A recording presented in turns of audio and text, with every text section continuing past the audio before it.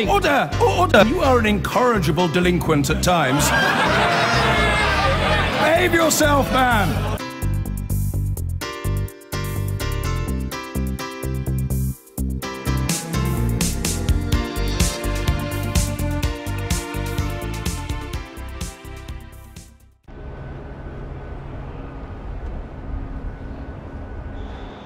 It is a choice between me and Jeremy Corbyn.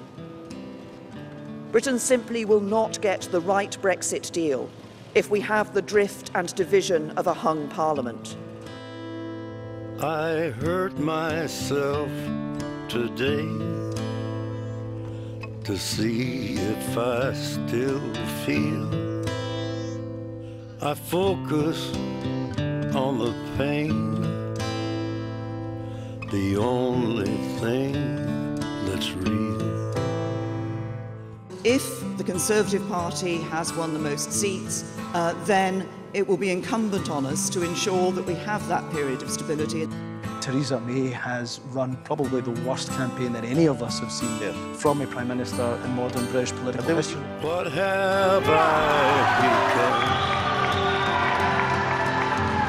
become? My sweetest friend. Everyone I know goes away in the end. Politics has changed, and politics isn't going back into the box where it was before. The manifesto, which was drafted by her and about 2 other people, was a total disaster, must go down now as one of the worst manifestos in history. I had wanted to achieve a larger majority, but that was not the result that we secured, and I'm sorry. If I could start again, 1,000,000 miles away, I would keep myself, I would find a way. I have just been to see Her Majesty the Queen, and I will now form a government. Yet again, an unexpected election result and a massive political upset. Perhaps we should be getting used to it. We have a hung parliament with no party winning enough seats for a majority. This was the election Theresa May called to strengthen her hand as Prime Minister in the Brexit negotiations. Instead, her position is critically weakened. She lost seats and has had to strike a deal with Northern Ireland's Democratic Unionist Party to enable the Conservatives to form a government. Labour made dramatic gains. Not enough to oust the Conservatives, but they surpassed all expectations at the beginning of the campaign. So here are the final results. With all but 1 seat declared, the Tories have 318 seats, 8 short of a majority. Labour has 261 MPs, the SNP 35, the Liberal Democrats 12 and the DUP 10. Far from increasing their number of MPs, the Tories lost 12 seats. Labour gained 29, while the SNP saw their number of MPs go down by 21. Theresa May is still Prime Minister and still the resident of the building behind me, but many are asking, for how long? This afternoon, Mrs May apologised to those Tory candidates who lost their seats and said she wanted to reflect on how to take the party forward. We'll bring you all the details and big moments of last night, the story from right around the UK, and the implications for both Brexit and Scottish independence. But first, here's our political editor Laura Koonsberg on a night and day of drama, and her report contains some flash photography. Is this strong and stable, Prime Minister? She who dares doesn't always win. The most votes, the most seats.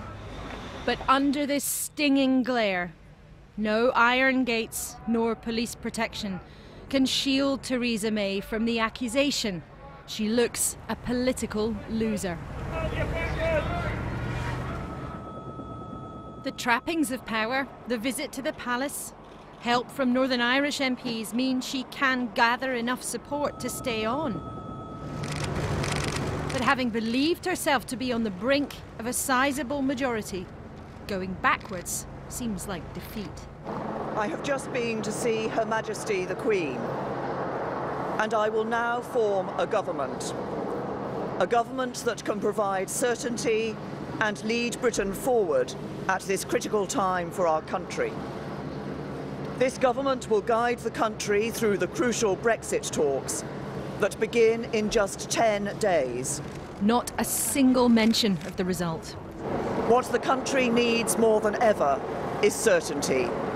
And having secured the largest number of votes and the greatest number of seats in the general election, it is clear that only the Conservative and Unionist Party has the legitimacy and ability to provide that certainty by commanding a majority in the House of Commons. This will allow us to come together as a country and channel our energies towards a successful Brexit deal that works for everyone in this country, securing a new partnership with the EU which guarantees our long-term prosperity. That's what people voted for last June. That's what we will deliver. Now let's get to work. So Theresa May walks back into number 10, still Prime Minister, but damaged, diminished, a smaller figure. Jeremy Corbyn is not the victor. Labour lost as badly as they did in 2010. But he looks it, behind by more than 60 seats, but so much further on than anyone had expected. Many young voters' dreams, the Tories' nightmare. Incredible result for the Labour Party because people voted for hope. Young people and old people all came together yesterday. Very high turnout, huge increase in the Labour vote, and they did it because they want to see things done differently and they want hope in their lives. Coffee for Tory staffers this morning instead of celebratory champagne. The loss of so many seats burst their balloons. Are you stepping down, Mrs May? Traditional election rules showed few clues to Theresa May's retreat. Boris, does your party need a new leader? Should it be you? By morning, words in the wind of ministers who might think of their own manoeuvres. Because what was surprise at the start... And what we're saying is the Conservatives are the largest party. Note, they don't have an overall majority at this stage. Gradually, seat after seat, was glorious shock for Labour. Loss after loss for the Conservatives. No obvious pattern or geography to start with. But a hung Parliament. We'll keep the red flag flying here. With no overall winner becoming clear.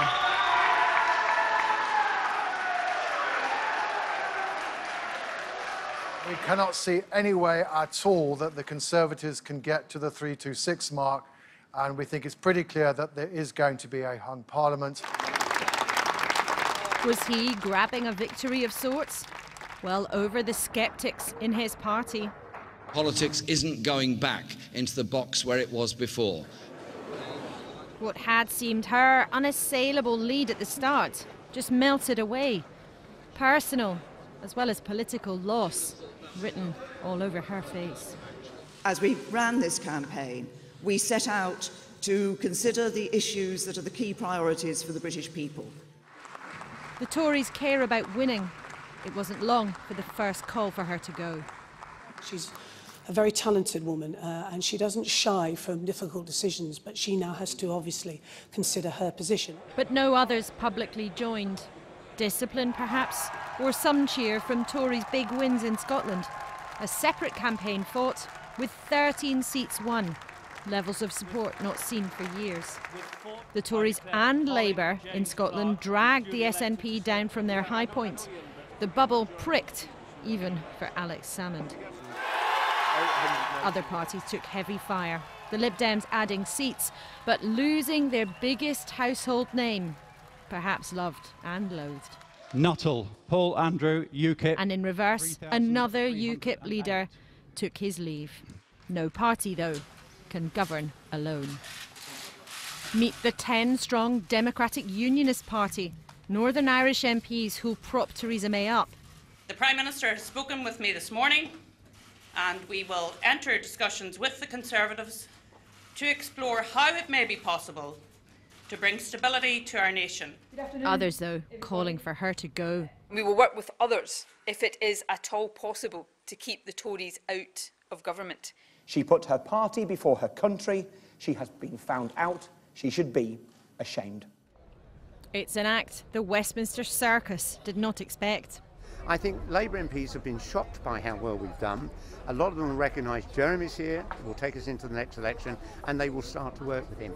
Well, I think we've witnessed a political earthquake, and I am going to be the first or second or third person to say that Jeremy has had a character explosion. You must accept, though, that a hung parliament makes the government less stable, less strong. I accept this isn't the result we wanted. It's not a great result. I'm not here sugarcoating this for you. I'm telling you that of the options, once the people have decided at the ballot box, this is the clear one that gives the country certainty. But only late this afternoon did the Prime Minister acknowledge that anything had gone wrong. I had wanted to achieve a larger majority, but that was not the result that we secured. And I'm sorry for all those candidates and hard-working party workers who weren't successful.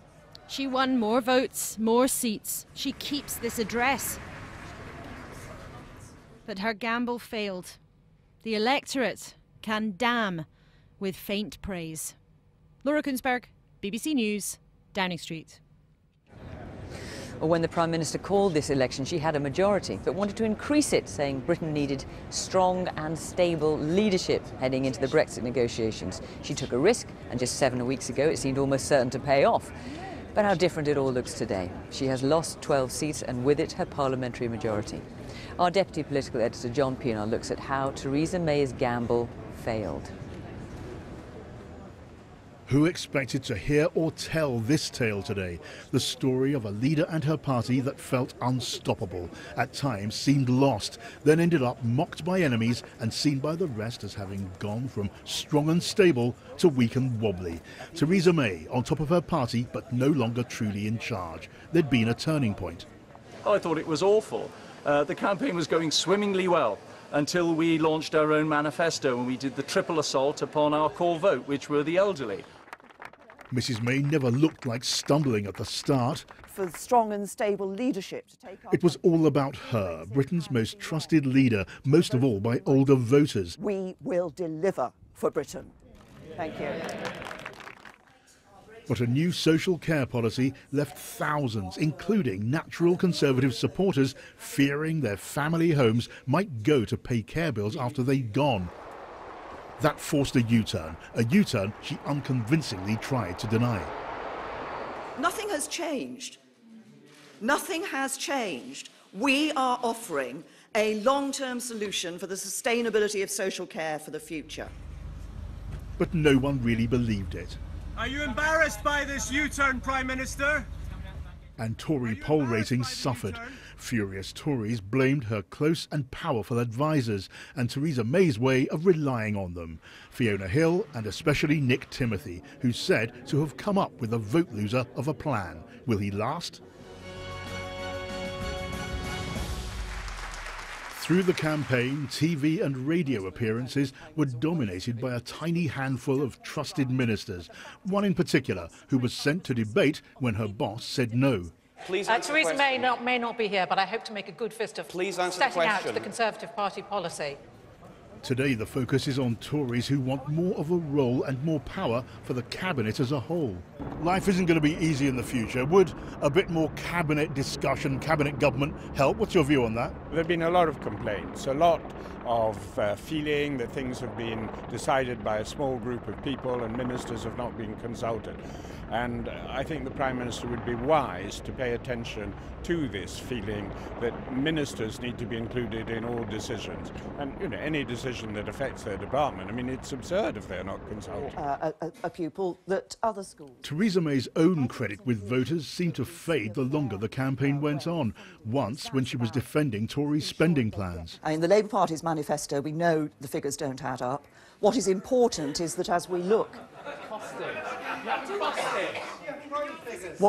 You clearly failed. Just please let the Prime Minister answer.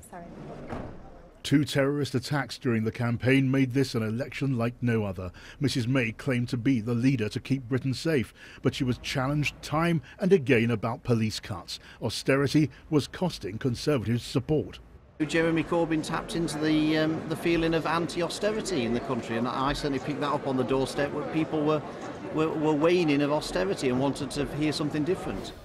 It's too late now for Theresa May to correct some of the failures of her campaign, but there is time to pay the price as she plans a parliamentary programme, knowing anything that upsets her MPs risks a humiliating defeat.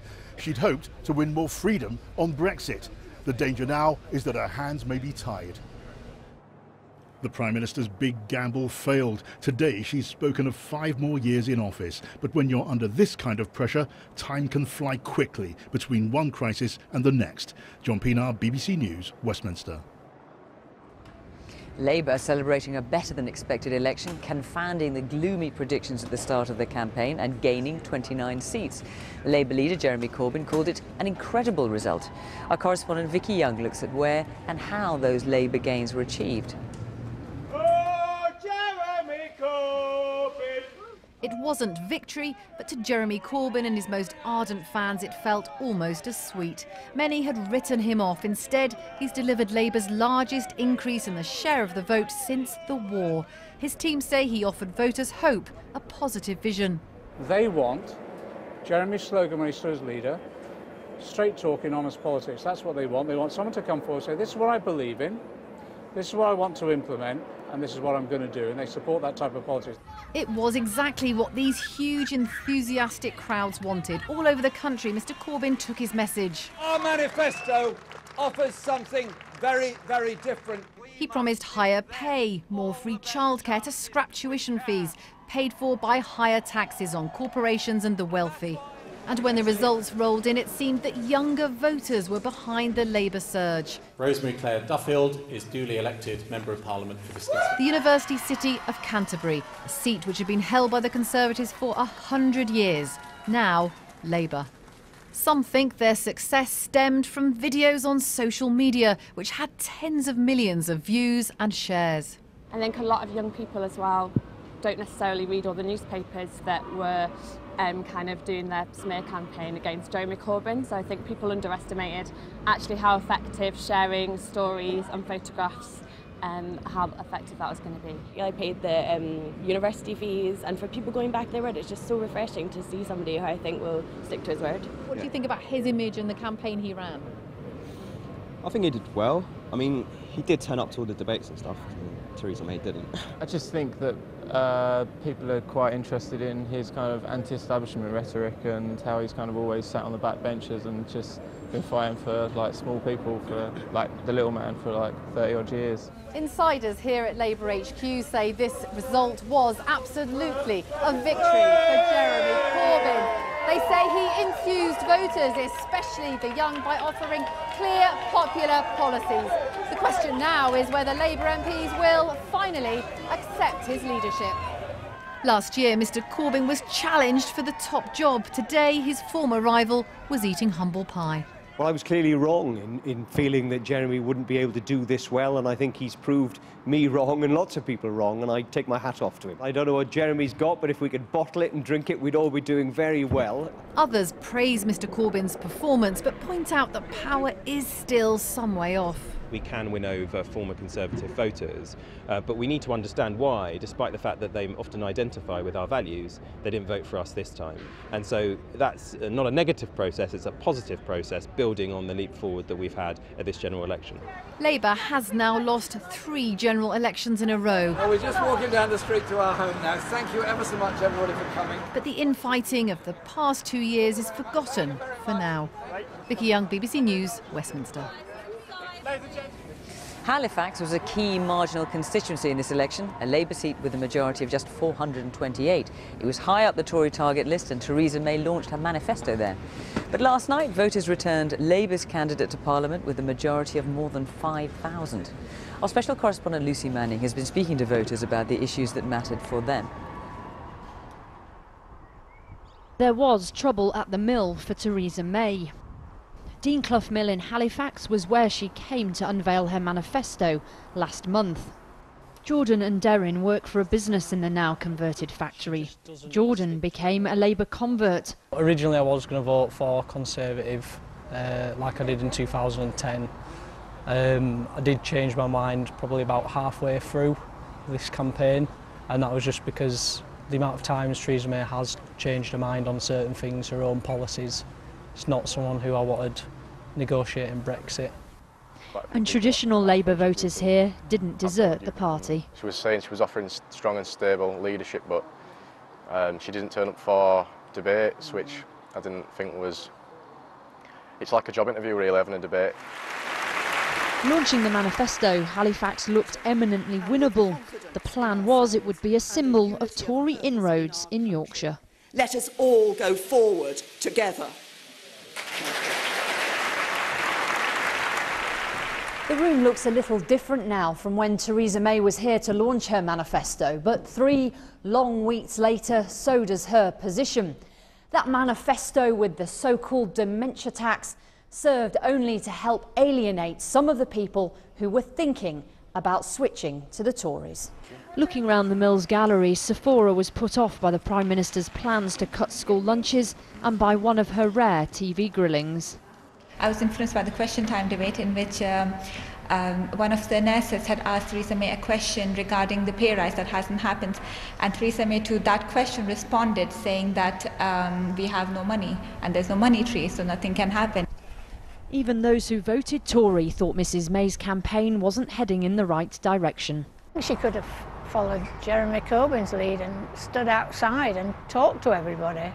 I think she'd have gained more respect then. Some tactical voting helped Labour, as did a UKIP vote that didn't go all the Tories' way. We didn't see it just automatically going to the Conservatives yesterday. Much more mixed picture, and I think we did ourselves proud. People coming back to us.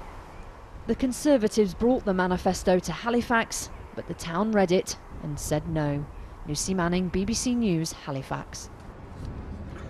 Well, let's talk to our political editor, Laura Koonsberg, who's with me in Downing Street. So, Laura, this is not what we expect to be talking about today. Where does this leave Theresa May now? Not only with her own MPs, but also, of course, now she has to take into account the DUP as well. That's right. She's very vulnerable. No question about that. You know, she may have the biggest number of seats and the biggest number of votes, but the expectations of her, she's underperformed so much that it feels like she is the real loser here. And there's fury among some MPs about the mistakes they believe led them to this place in a poorly run campaign.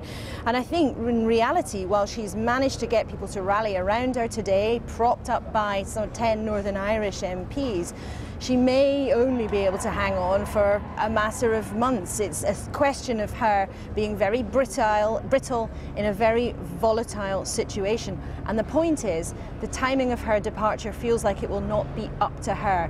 It's almost like the political disaster for her of this election campaign leaves her standing on a trapdoor, and she can't be sure at all when it will suddenly open underneath her. And what about Labour? They haven't won. They're acting as if they have because they've made the gains that they were not expecting. Jeremy Corbyn has been talking about Labour forming a minority government. That's not a realistic proposition. It certainly doesn't seem that way at the moment. You know, Theresa May's done the formality. She's gone to the palace and she's met with the Queen and she said she's going to form a government. It certainly doesn't feel like we're in that territory.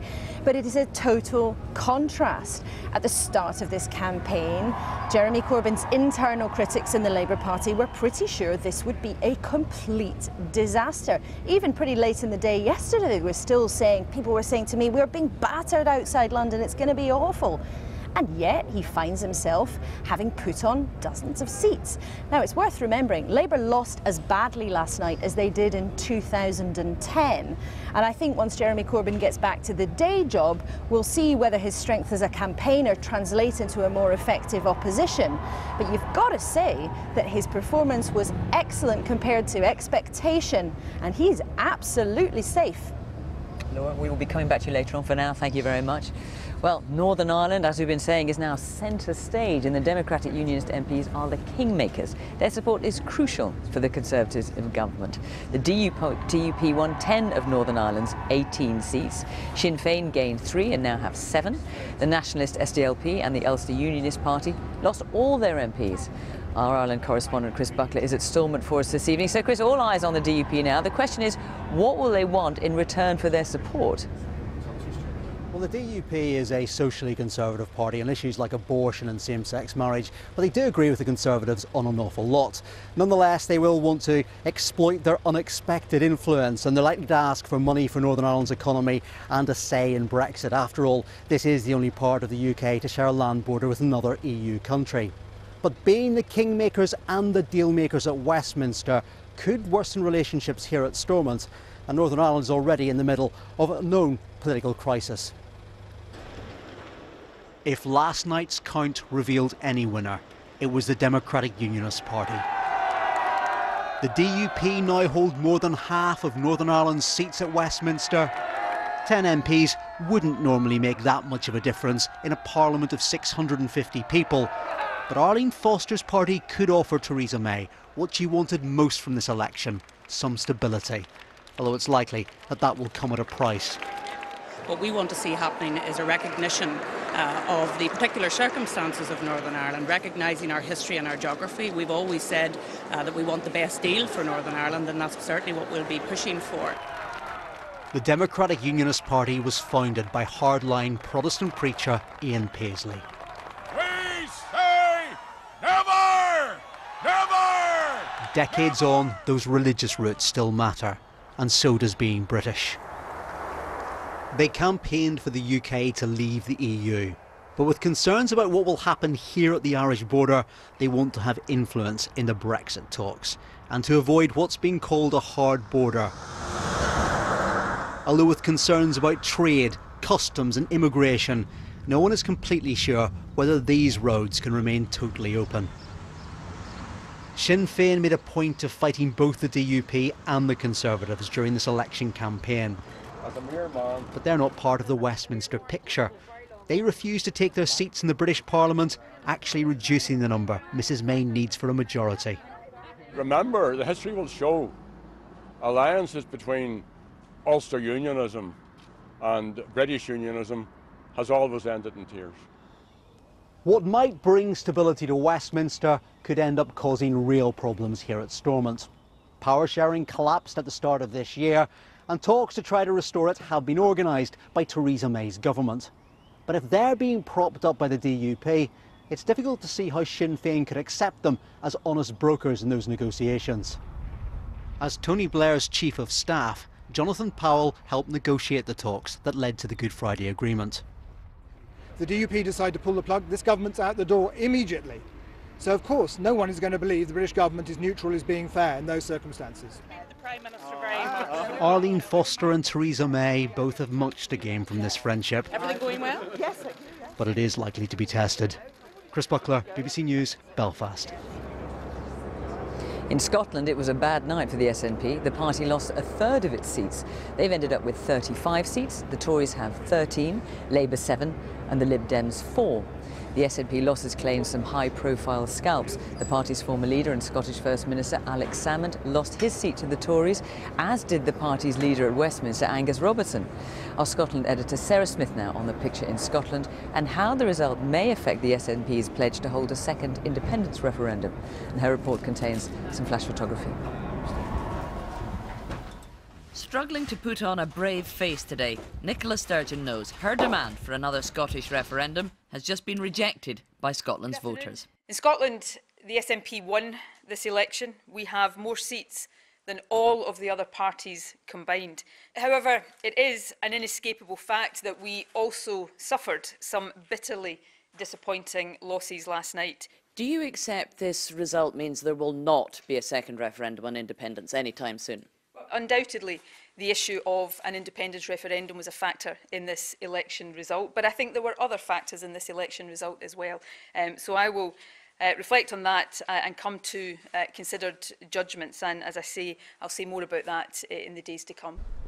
This is where, just 3 months ago, Nicola Sturgeon confidently demanded the right to have another referendum on Scottish independence. That now looks like a significant mistake. She admits it's one reason why her party suffered significant losses, and now there seems almost no chance she'll get that independence vote. Douglas Ross, Scottish Conservative and Unionist. Seeing the SNP's Westminster leader, Angus Robertson, unseated was one of the night's more dramatic moments. Significant Tory gains across Scotland, 12 new seats. have helped keep Theresa May in Downing Street tonight, and they're convinced it was their promise to block another referendum that created those victories.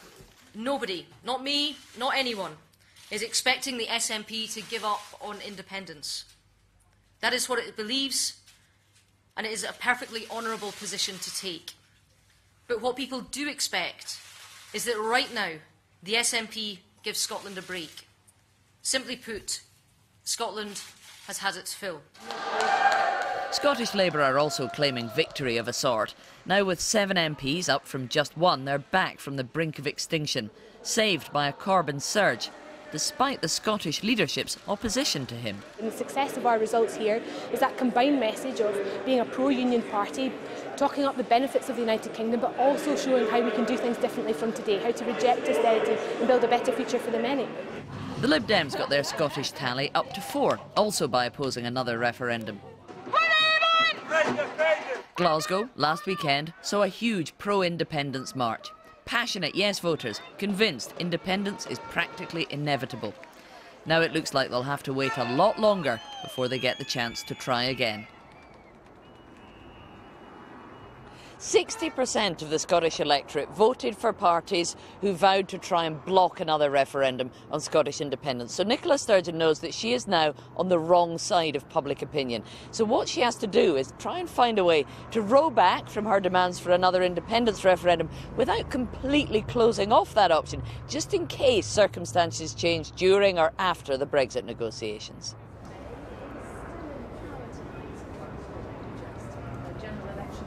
Sarah Smith in Edinburgh, thank you.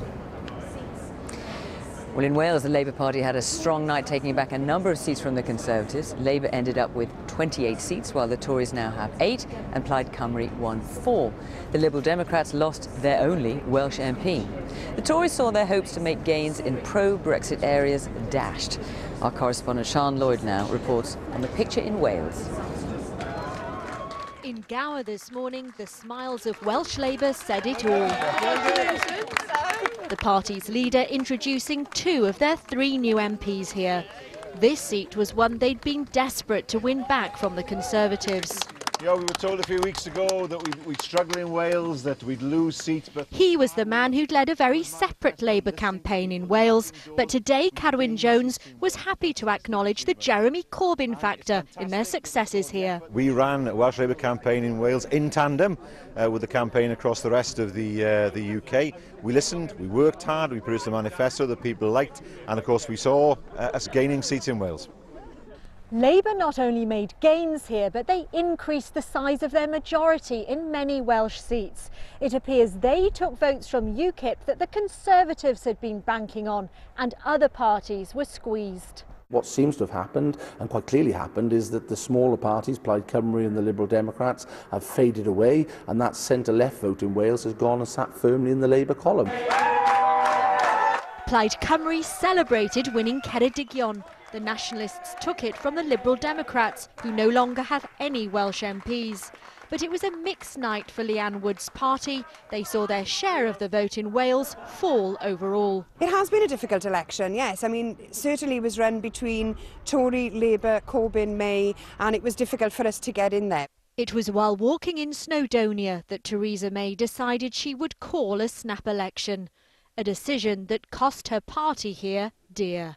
Sian Lloyd, BBC News, Gower. The leader of UKIP, Paul Nuttall, has resigned after his party failed to win a single seat in Parliament. The party's popularity plummeted after securing just over 590,000 votes across the entire country, and that's down from nearly 4 million in 2015.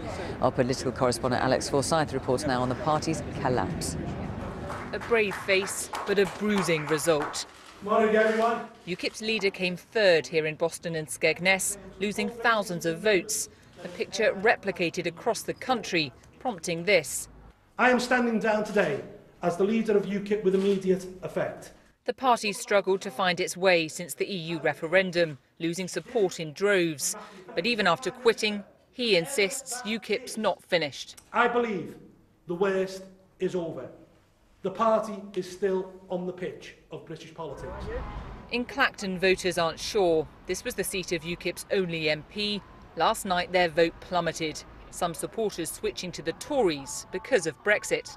The UKIP done their job, and to get the Brexit up and running, which they achieved. More surprising to some, Labour gained from the party's collapse too, winning over this couple who've both voted UKIP before. I was Labour yesterday, and it was basically public services. I didn't feel that voting UKIP this time round would have a benefit here. I rather hoped that more UKIP would have gone towards Labour. It seems many of the party's supporters, even in its strongholds, think that vote to leave the EU meant UKIP's job was done. But some say the overall election result and the uncertainty that creates for the Brexit process will mean that UKIP becomes relevant again. Like their former party leader, who hasn't ruled out a return. You know, we're looking potentially at a serious backsliding on Brexit, and if that happens, UKIP will pick up support again very, very quickly. Is there a chance you'll go back to UKIP as a possible leader? I don't want to. You know, I was happy with what I'd done, but if we do not get the kind of Brexit that I was expecting us to get and the people want us to get, I would have no choice but to throw myself back into full-time campaigning. But for now, the party's taken a battering. Its leader and future in question, its direction unclear. Alex Forsyth, BBC News, Clacton. Well, let's take a closer look now at the results that started to come in during the early hours this morning. Here's Jeremy Vine with his guide to all the key numbers, seats and parties. Let's look at the changed map of the UK after another absolutely shocking election result. So here, first of all, you see the SNP's yellow in Scotland driven back, the Scottish Nationalists losing more than a third of their seats. And if I flash the gains, you can see Labour advancing in places like Canterbury here, where they overturned a 10,000 Conservative majority. There's also a bit more Liberal Democrat orange on the map in places like Oxford West and Abingdon, so heart for the Liberal Democrats. What exactly has happened? Well, the Conservatives came first, there's no doubt about that. Have a look at the percentages here, 44% to Theresa May, but it's Jeremy Corbyn's 41% that is remarkable. A close second, it's thought many, many young voters pouring in to support Labour. The Liberal Democrats bumping along a bit on 8%, although they are focusing their vote better this time and winning some more seats. The Greens on 2, 1 seat for them. And UKIP on 2% is a big part of this story. Their voters crashed since the last general election. Look at that, down 11%. And it was thought it would go straight to the Conservatives, but it surely didn't. Labour benefited as well. Let's go into our House of Commons, because that is where all the action happens now. So with 1 seat still to count, the Conservatives have 318 MPs. Crucially, they don't pass this line. 326 is the number of MPs you require to have a so-called overall majority, where this party can outvote all the other MPs put together. They can't do that. Let's see the opposition benches. Labour improved by about 30 seats here, 261. The SNP, by contrast, losing more than a third of theirs. The Liberal Democrats have a dozen. The DUP, the Democratic Unionists in Northern Ireland, 10. Sinn Féin, 7. In Wales, Plaid Cymru have 4. The Greens keep their 1, Caroline Lucas, and there's just 1 independent as well. By the way, no UKIP MPs. That independent is a Northern Ireland Member of Parliament. For the first time, there are more than 200 female MPs in the House of Commons. It leaves the Conservatives here with a problem, doesn't it? 318, how do they govern? The obvious political soulmates are the DUP. Currently, they would be short by 8. Bring in the DUP, and what happens? They cross the line. And now they have a majority of 7. The problem is they have to start listening very closely to what this Northern Ireland party wants. It's politically untidy, it's messy, and it's humiliating for Mrs May. Jeremy Vine there, and you can find out about the result in your constituency by visiting bbc.co.uk/election2017 and going to the results section where you can put in your postcode to get the details. And as Jeremy was saying there, the gains made by Labour across the country may, in part, have been driven by an increased turnout of younger voters. There's been a greater swing to Labour in seats with a higher population of 18 to 24-year-olds. Our correspondent Elaine Dunkley reports on the impact of the youth vote on the results. From grime MCs to NME, youth culture has provided the soundtrack for change in this general election. I'm here today to speak to Jeremy Corbyn. What's going on, man? Handshake hug. Lovely to see you. Thanks for coming along. No, thank you for having me, bro. Seriously. I went to Derby North. 13,000 18 to 24-year-olds live here. How excited were you about the sort of election results as they were coming through last night? Excited.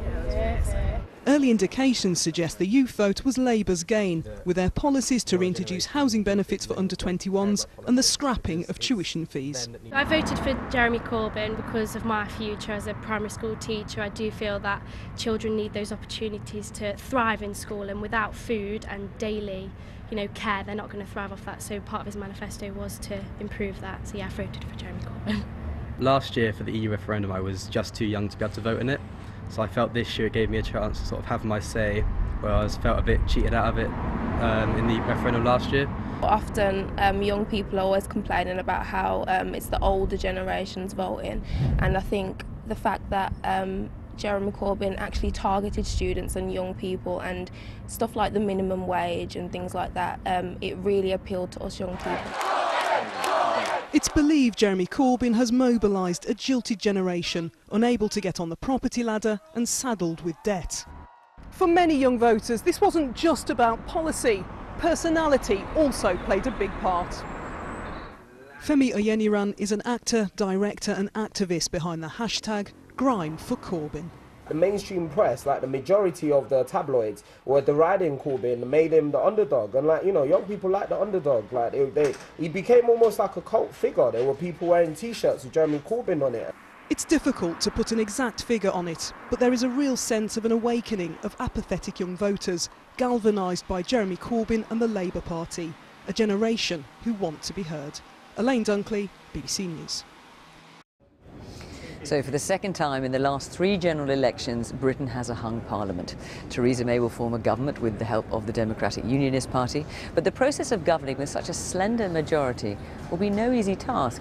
Our home editor Mark Easton looks at the consequences of the hung parliament and the road ahead. The dice were thrown, and the 2017 election game just got a whole lot more complicated. Without enough Tory MPs to outvote the rest of the Commons, Theresa May's decided to try to play on anyway. This board game from the early 70s is from an era when Britain also saw party leaders trying to run the country without a majority in the House of Commons. And then, as now, they faced a choice: a formal coalition with another party, or trying to muddle through vote by vote in a minority government. There was a coalition, of course, in 2010 when David Cameron negotiated a formal agreement with Nick Clegg of the Liberal Democrats. The government's ability to control events was dealt a further blow today. But Theresa May's position is more like John Major in the mid-1990s. His small majority disappeared during the Parliament, and the fractious politics of the time meant he was forced to act like a minority government for many years. In the John Major time, we were bringing people in. There was a vote that was won by one vote, people coming in on stretchers. I mean, we could be back to those scenes. Former head of the civil service, Lord Gus O'Donnell, worked at the heart of both Major's government and Cameron's coalition. The coalition is very formal. You've got a coalition agreement, they sit down, they talk, they go through their whole programme. Come to minority, it's very much more political deals, made usually in the House of Commons, the classic smoke-filled rooms we saw in the 1970s, so it's much more ad hoc. New legislation will be introduced. The Queen's speech, the budget, votes of no confidence. The Democratic Unionists may support Theresa May through key votes, but everything else will be open to negotiation.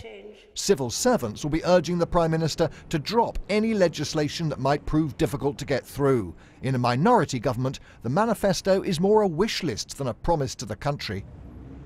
Minority governments are fragile creatures, as Labour's Ramsay MacDonald found in 1924. His administration survived just 9 months. What you'd ideally like to do with a minority government is operate for a while, get the confidence of the nation, and then try and get another election to move Another away. election? Brenda's going to be outraged. Indeed she is. I'm very sorry, Brenda. Not another one? Mr Wilson, the first to arrive at number 10. Harold Wilson was the last Prime Minister to try to run the country with a minority. He had to call another election just 6 months later. They are rare things. In the game of minority governments, it's hard to be a winner. Mark Easton, BBC News. So what effect does the Conservatives losing their majority have on the government's Brexit position and its timetable? There have been calls for the negotiation period to be extended, but the President of the European Commission, Jean-Claude Juncker, said talks should start without delay. Our chief correspondent Gavin Hewitt has been looking at the impact of the election on the future of Brexit. Theresa May's authority diminished just when the start of Brexit negotiations are days away. Complex negotiations have suddenly become more challenging. I think it's made it more difficult for whoever is going to be negotiating with the European Union, because they're going to look and say, well, hold on, it was not such a clear message from your general election. It's not clear that you can get everything through the House of Commons. So I suspect the negotiations have just become that little bit more tough. Some of those who campaign to leave the EU fear momentum will be lost. This is the Brexit timetable. Negotiations begin on June the 19th, a week on Monday. They have to be completed in 2 years. The 29th of March 2019 is the leaving date. Pro-EU campaigners out today claim the election sent a message. I think what the country has just said is we do not want a hard Brexit, we do not want to leave the single market. So I think it's about going ahead with putting the country's interests first, which is finding a package which means that the UK is not jumping off a cliff. Others are arguing that what some call a hard Brexit, which involves leaving the European single market, is now less likely. There is a greater chance now that we'll get a softer Brexit than there was before this election. But whether or not we definitely will, I think we'll have to wait and see, because there are still many members of the Parliamentary Conservative Party who are committed to a hard Brexit. Others were insisting today the election result changed nothing. When the European Union faces Theresa May or David Davis across the negotiating table, they will be facing the Prime Minister of the United Kingdom and the Secretary of State for Brexit, and they will deal with them on that basis. So I don't really think that this makes the task more difficult than it otherwise would be. The reaction from Europe, a reminder that a clock is ticking. There's no time to lose. We're ready, they said today. I do strongly hope that Britain will stay ready to open negotiations. As far as the Commission is concerned, we can open negotiations tomorrow morning at 9:30. Those who know the workings of Brussels well say the negotiations will be tough. Money is never easy in this sort of discussion, everybody knows that. The fate of people stranded on either side of the new border, everybody agrees has to be sorted out as quickly as possible. And then there is Ireland. Theresa May's motivation in calling this election was to strengthen her hand, to make her less vulnerable to pressure from committed Brexiteers within her own party. But with a hung parliament, she's now more exposed to trouble from all sides. Among those who will expect their voices to be heard are Theresa May's new allies, the Democratic Unionists of Northern Ireland. The Prime Minister has promised the Brexit negotiations will stick to the existing timetable, and leaving the single market remains the government's position. Gavin Hewitt, BBC News. Let's talk to our Europe editor, Katya Adler, who's in Brussels. Katya, the Brexit clock is still ticking, notwithstanding the upset here in Downing Street. So how do you think this will affect Britain's position in the negotiations?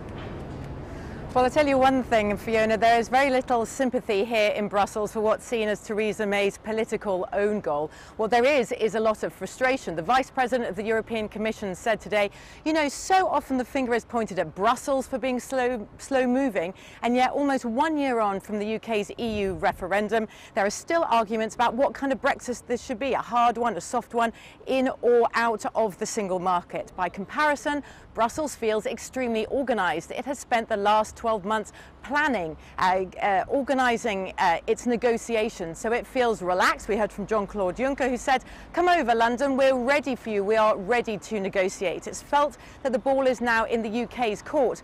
The EU wants to get on with other business. It still has crises in the Eurozone and over migration, for example.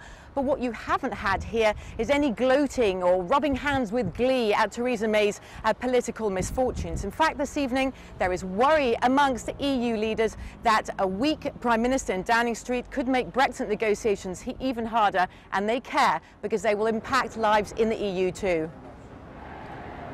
Katya in Brussels, thank you.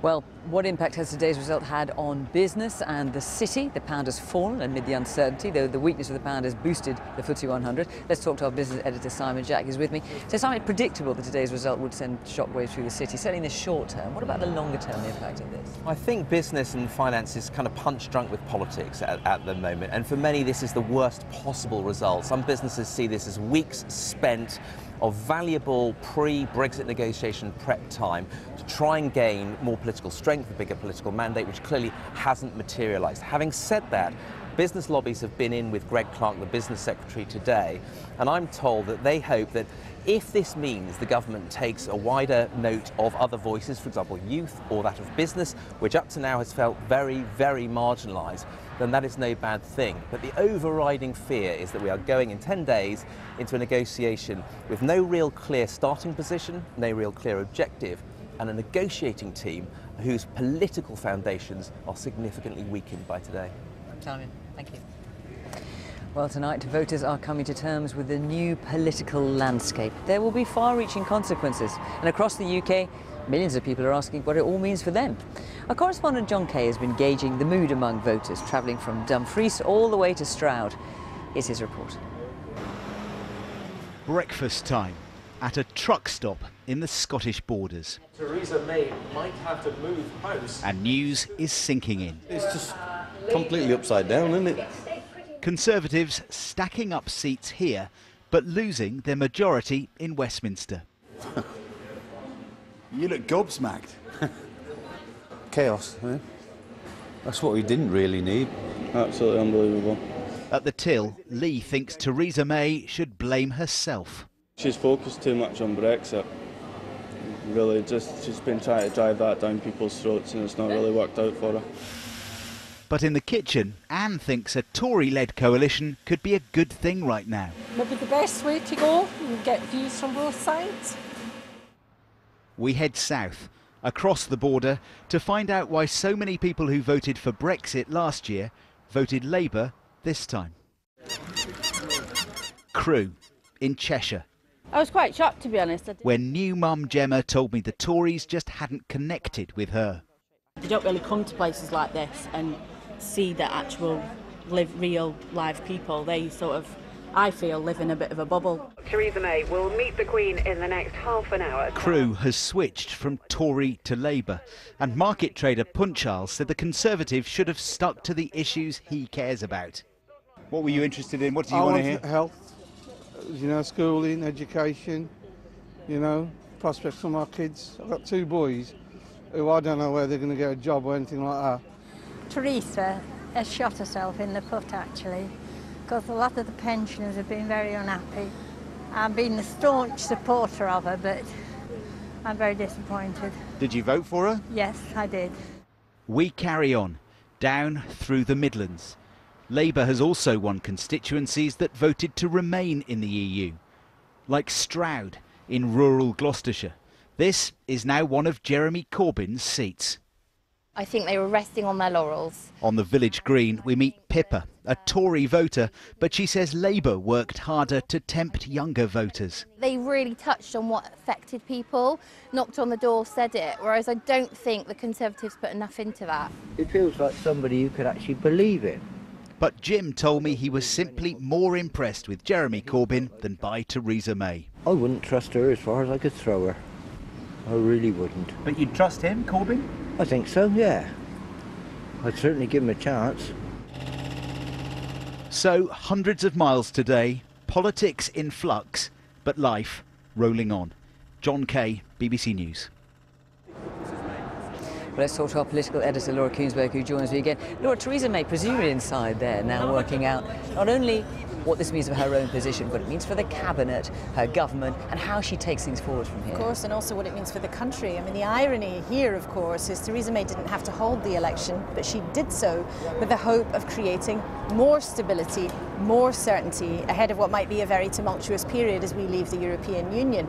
Instead, of course, the electorate's decisions have left the country less certain, more doubts about the future, and with the possibility that Theresa May might not be able to hold on for very long. We just don't know how long the Tory party will be willing to sort of put up with somebody who is so weakened, and there are all sorts of events that could influence that actual timing.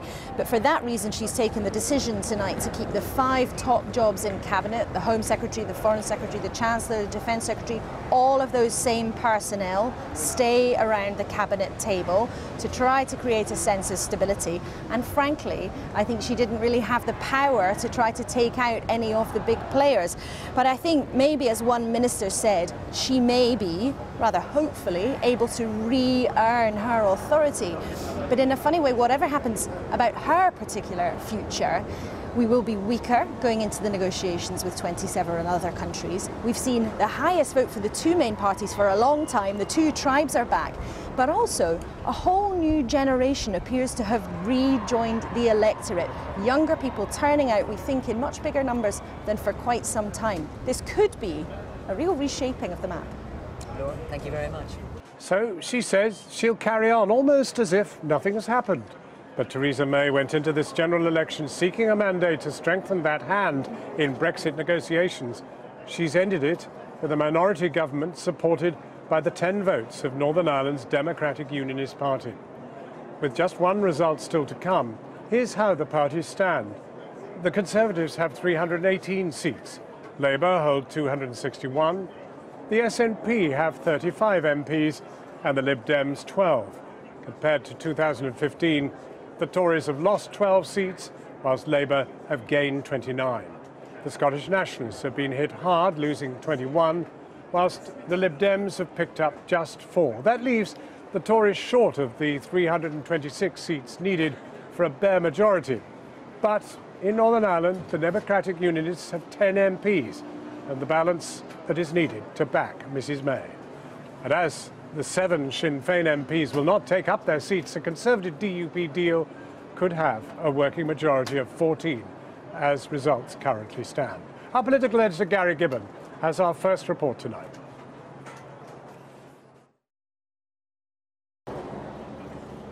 Back from the palace, a wounded Theresa May, humiliated by an election she didn't need to have. Her very personal campaign, her manifesto, saw the party shed seats and spurred the opposition. You wouldn't know that from her words. I have just been to see Her Majesty the Queen, and I will now form a government that can provide certainty and lead Britain forward at this critical time for our country. We will fulfil the promise of Brexit together, and over the next 5 years, build a country in which no one and no community is left behind. What the country needs more than ever is certainty. And having secured the largest number of votes and the greatest number of seats in the general election, it is clear that only the Conservative and Unionist Party has the legitimacy and ability to provide that certainty by commanding a majority in the House of Commons. Some Tories were angry. There was no apology for her failed election wheeze.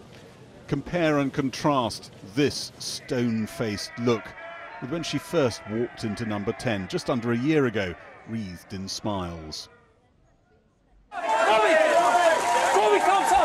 And this was the man she hoped to humiliate.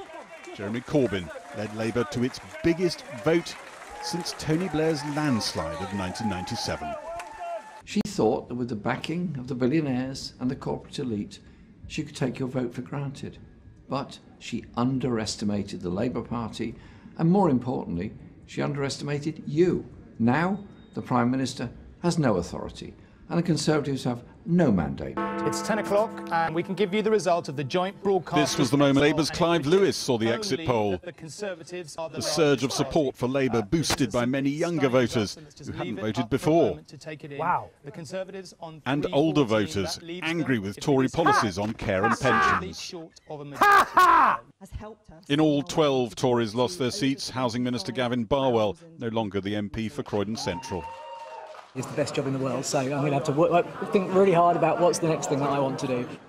Minister Ben Gummer lost Ipswich. He'd helped with the manifesto many Tories blame for these defeats. The manifesto, which was drafted by her and about 2 other people, was a total disaster, must go down now as one of the worst manifestos in history by a governing party. I say one of the worst, I can't think of a worse one. Hereby declare that the Senate In all, Labour gained 29 seats. In Enfield's Southgate, North London, a Labour victory dance. There was shock on all sides at Labour's levels of support. Many Tory MPs thought they'd have a 100 majority, but they went backwards everywhere, except Scotland. There the Tories took 12 seats off the SNP, including the constituency of the former First Minister Alex Salmond. His successor acknowledged her talk of a second independence referendum probably contributed to the lost seats. Of course there is clearly uncertainty around Brexit and independence, which, clearly will be a factor in tonight's results. So, a lot of thinking for the SNP to do. The Lib Dem leader Nick Clegg was swept from his Sheffield seat in Labour's rise. Labour's success has left the Tories dependent on the 10 MPs from the Democratic Unionist Party, founded by the late Ian Paisley. We always make our presence known at Westminster, and now there's probably an opportunity to make it even more known at Westminster. Later in the afternoon, after hearing that Tory MPs were angry she hadn't apologised for her snap election, Mrs May recorded this interview. I'm sorry for all those candidates and hard-working party workers who weren't successful, but also particularly sorry for those colleagues who were MPs and ministers who'd contributed so much to our country and who lost their seats and didn't deserve to lose their seats. On Brexit, the election results have reopened divisions between Tories. Those who think Theresa May is too hard-line against the single market, for instance, think they might just be able to reopen that question. Without a doubt, I think a lot of people voted who want to take a more nuanced approach to our relationship with Europe, who think that perhaps we're going at breakneck speed towards Brexit and speaking in a monotone. So I do think it gives us an opportunity to have a wider debate about what kind of Brexit we want. You don't think they were voting on Brexit at all? I think that people felt they'd made the decision on Brexit last year. Look, Some people are saying the opposite there. Some of your colleagues are saying the opposite and saying that she's got to heed that. I think that this election had as its key area public spending and the promises which Jeremy Corbyn was making. The Chancellor, Philip Hammond, is amongst top ministers already reappointed to their jobs this evening. A bigger majority, and Whitehall was expecting Theresa May to get rid of him. All adding to the pretty dysfunctional atmosphere at the top of the party that advertised itself as a mighty force for stability. And Gary Gibbon joins me now. Gary, she says she's here for 5 years. How long will she last? I suspect not that long, and we could be talking about substantially shorter. You get an idea of how reduced her authority is when you hear that those words you just heard said by her in front of number 10. I'm told that some pro-Brexit ministers actually more or less dictated some of the language of that because they just absolutely wanted to stipulate what she said there. And then later, when she makes her sort of slight effort at contrition in an interview, that itself comes because of pressure from the party. You get a picture of someone who's going to be pushed around a bit in different directions. And talking to Tory MPs today, I have to say the range of views, attitudes towards Theresa May, I'd say went from about cool to venomous. It really wasn't much better than that. And when you ask them how long has she got, one of them said to me, there will be plotting over the summer. I suspect it will all come to a head at conference. Another one said, there is no authority left, no political capital. We are looking at a government at a time of national importance that will be a government of drift.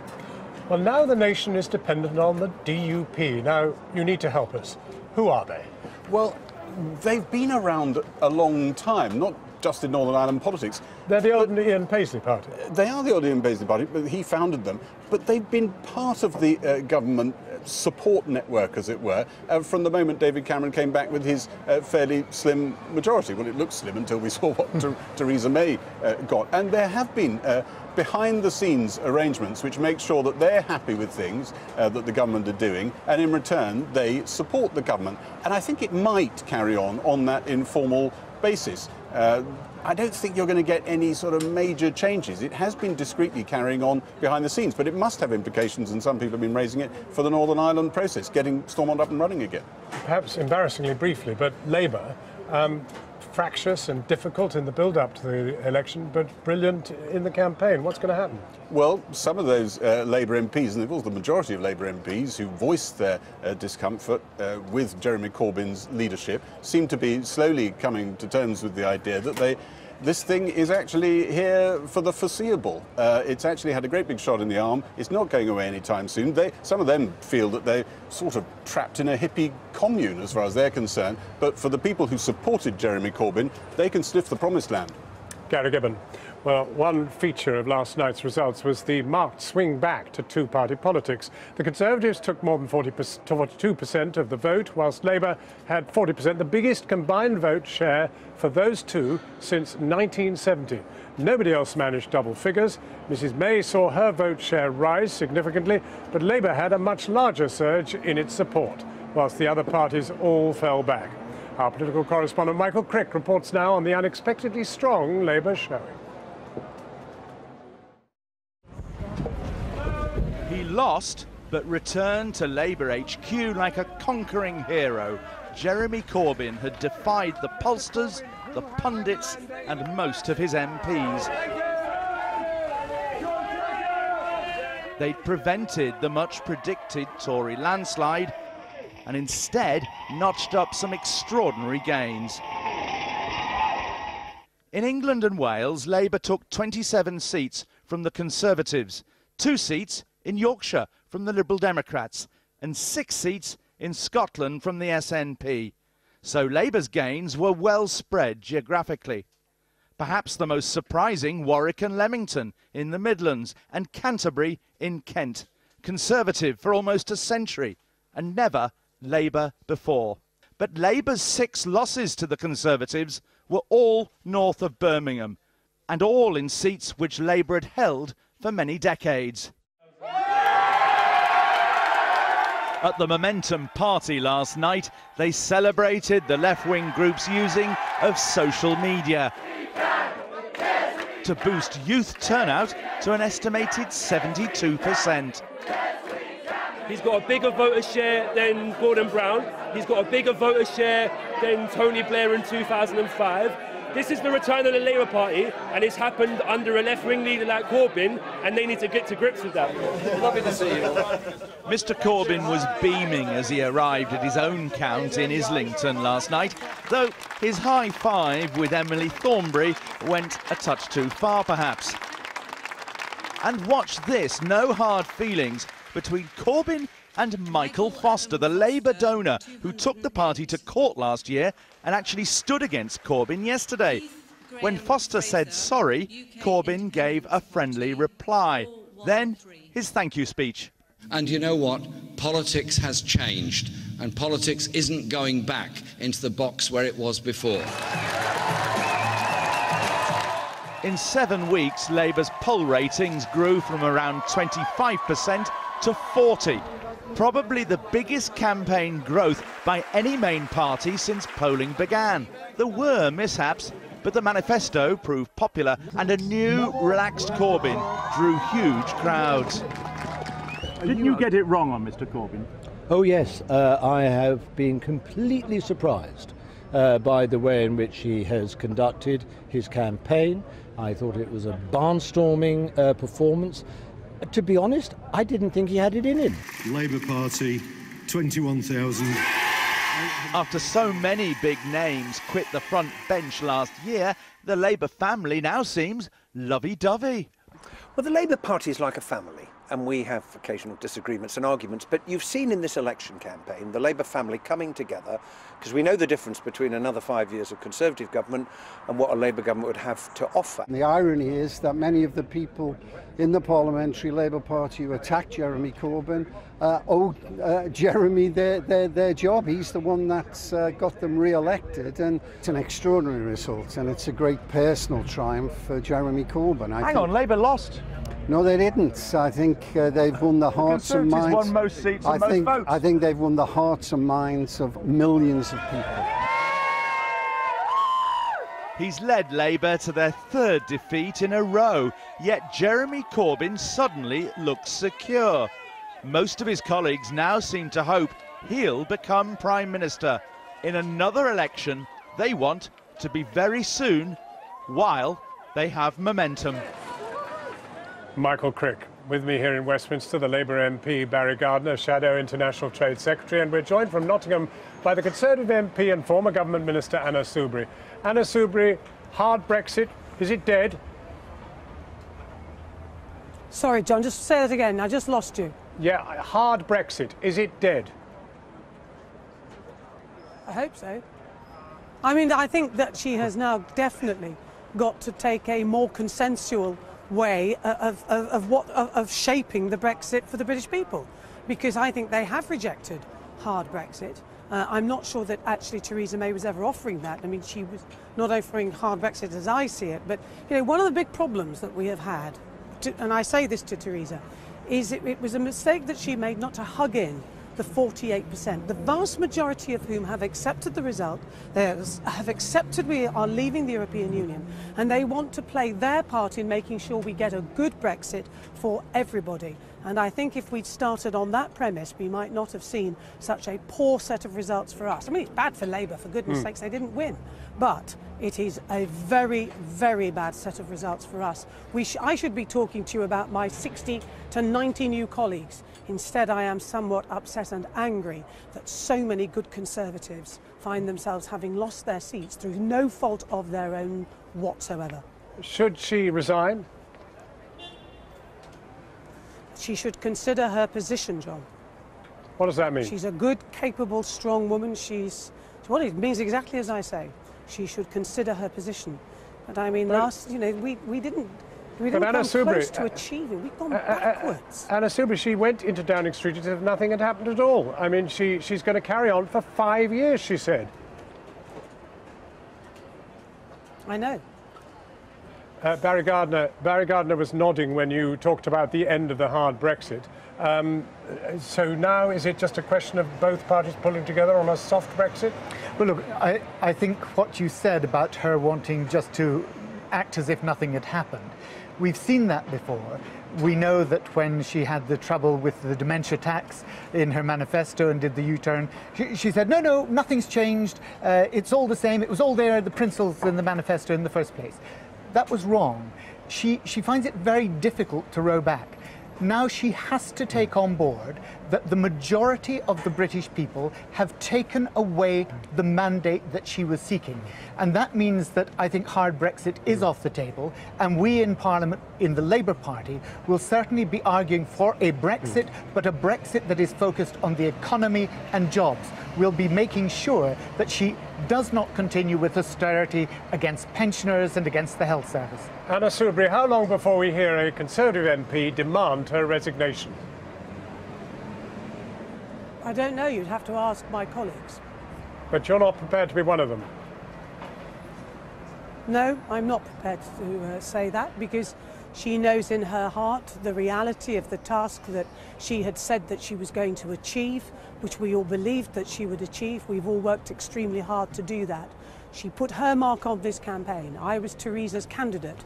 I was standing with Theresa in Broxtowe. It was about her and her leadership and what she promised us in terms of her mandate for the Brexit negotiations. And unfortunately, we have had a dreadful campaign with many, many failings. It didn't offer hope, it wasn't warm, it wasn't optimistic, and for goodness sake, we didn't even talk about the economy. And instead, we let Jeremy Corbyn offer free unicorns, magic money trees, God knows what else, holding out blatant bribes to certain sectors of our society. And we didn't even challenge those nonsenses, never mind actually have a proper debate, rebut them and win the argument. It is shocking.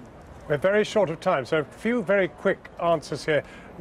Would you join with Anna Soubry if she appeals to you to assist in trying to put pressure on Mrs May in any negotiations? Let's be clear, we are the official opposition, and it is we in Parliament who, as the official opposition, will be holding this government to account and ensuring that she does not proceed with the hard Brexit that she is wanting to do. I would welcome Anna joining with us in doing that, but I think that's the way in which it ought to be phrased. Anna Soubry, if she can mess up an election campaign as she had, throw away the advantage she had at the beginning of 20% lead in the polls and the rest of it, isn't there a real danger that not only might there be U-turns, but might there also be a messing up of our negotiations in Brussels? Can she be trusted? Yes, I think she can be trusted. I've never doubted her abilities. This is why I was one of the very first Conservative MPs to back her when she announced that she was going to stand for the leadership. In fact, I think actually put my support behind her before she actually made the formal announcement. She does have the ability, but she needs to listen to more people than just the two people that she seems to rely on all the time. I'm hearing rumours that Linton Crosby is in some way being blamed for this election. That's a nonsense. We should have had more Linton Crosby and less of people who've never run a campaign, never stood for public office, who haven't got a clue, and that has been proved in this. But Theresa so what are you going to do about everybody, and she needs to embrace people. Nick Timothy and Fiona Hill, these people who basically have been running Number 10. Mrs May has hardly consulted half the ministers she elected. Should they be fired? Yes. Barry Gardiner. Look, it's quite extraordinary to hear Anna say that she trusts Mrs May's judgment with negotiating Brexit. We've just seen her absolutely excoriate Mrs May's judgment in the way in which not only has she run the campaign, in which she entered into the campaign, in which she refused to listen to her colleagues and became the prisoner of a small coterie. How can, given that you're making those accusations, Anna, how can you possibly say that you trust her judgment? It's ridiculous. She has no judgment, and that's why she was Anna Soubry, briefly. Anna Soubry. I'm not having any lessons from the Mickey Mouse opposition of Jeremy Corbyn. Look, the other big story is the state of the Labour moderates. I can tell you now, they shed a few tears last night because they're lumbered with Corbyn for the next 5 years. And it's the loss of the centre ground. That's what really concerns me. That's how you win in Britain, when you're in the centre ground. That's another big lesson to be learned from last night. Anna Soubry and Barry Gardiner, thank you both very warmly. And you heard it here first. She's asked for the sacking of the kitchen cabinet. That's Fiona Hill and Nick Timothy. When Theresa May returned from the palace to make her speech in Downing Street, there was an extra emphasis in her reference to the Conservative and Unionist Party. Hardly surprising when the whole survival of her minority government now depends on the support of Northern Ireland's Democratic Unionist Party. Last night saw a remarkable polarisation in results, with the DUP now holding 10 seats and Sinn Féin 7, with an independent keeping the only other constituency. So the Democratic Unionists have gained 2 seats, Sinn Féin 3, with all the other parties wiped out. So now, Andy Davis in Belfast. Great stuff. John, the DUP might have approached last night dreaming of wiping out their unionist rivals, and they did that in dramatic fashion, but surely they never realistically imagined that they would be in this extraordinary position now of propping up a Theresa May government. So what hand will this party, the party of the late Ian Paisley, now play? What will be on their list of demands for Theresa May? They kept us guessing today in the briefest of press conferences. No wonder they were smiling. In a land where they film the hit TV series Game of Thrones, kingmakers know when their time has come. And so we wondered, as the DUP's 10 MPs filed in, what did they want from Theresa May in return for their allegiance? And we wondered the same when they left. The Prime Minister has spoken with me this morning, and we will enter discussions with the Conservatives to explore how it may be possible to bring stability to our nation at this time of great challenge. Thank you very much. Thank you. Thank you very much. Thank you. Arguably, it's the high point in a story which began in 1971, of a protest party founded by once one of the biggest protesters of them all, the late Reverend Ian Paisley. Keep Ulster out of the south of Ireland! No! So long the party of no, fervently opposing notions of Irish unity, it's been a brand of unionism laced with strong social conservatism. repeatedly blocking same-sex marriage legislation, resisting attempts to change Northern Ireland's almost total ban on abortion. And yet the DUP has changed dramatically over the years, from party of protest to party of government, epitomised in Ian Paisley's famous chuckling, power-sharing combination with ex-IRA man, the late Martin McGuinness. It is Arlene Foster, just 8 when her father survived being shot by the IRA, who now leads this party high on electoral success. But ever mindful, she faces potent opposition in the form of Sinn Féin, themselves notching up another 3 seats. They are 2 parties desperately struggling to find a way to revive Northern Ireland's collapsed political institutions. And the more influence the DUP wields in number 10, well, the harder that task might be. And that's what's so intriguing about all of this, because it's not just a question of how the DUP might try to shape Theresa May's agenda, particularly on the question of Brexit, perhaps arguing for a Brexit with maximum access to the single market or a soft border with Ireland. It's also about how to avoid the political mess behind me getting even messier, because if the DUP try to put pressure on Theresa May on really sensitive issues like protecting soldiers from being prosecuted over alleged abuses during the Troubles, then it's going to cause all sorts of ructions in the talks with Sinn Féin. Sinn Féin's President Gerry Adams said today of any potential agreement between the Tories and the DUP, well, it's bound to end in tears. But the point is this: the more the DUP get fated by number 10, the harder it's going to be, potentially, to get this assembly back up and running. And let's not forget, for all the talk of trying to form a government in Westminster, there has been no functioning government here in Belfast for months. Back to you in London. Andy Davis at Stormont. So now to Scotland, where there was almost an entirely separate election campaign with its own issues, notably the need or otherwise for a second referendum on independence and its own voting trends. The SNP is still the biggest party in Scotland, by a long way, winning more seats than the other parties combined. But it also made the greatest losses, losing 21 seats while all the other parties made gains.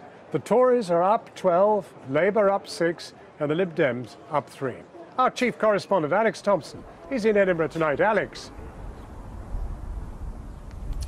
Well, indeed, John, we've been seeing earlier in the programme how Theresa May is obviously damaged. Well, she's not alone. Of course, the First Minister, Nicola Sturgeon, also damaged quite seriously by events overnight in this election. A third of her MPs at Westminster now looking for new jobs after a very long and difficult night. The new star on the firmament, the big gainer, obviously the Scottish Conservatives and Ruth Davidson, who's fought such a separate campaign here. We'll hear a little bit more about that in a second. But the First Minister today, she certainly faced it. She said, yes, there was a Corbyn factor late in this campaign and that affected them. Yes, there was Brexit, but yes, most of all, there was that factor of the possibility of her party calling a second independence referendum, and that hold them very seriously overnight.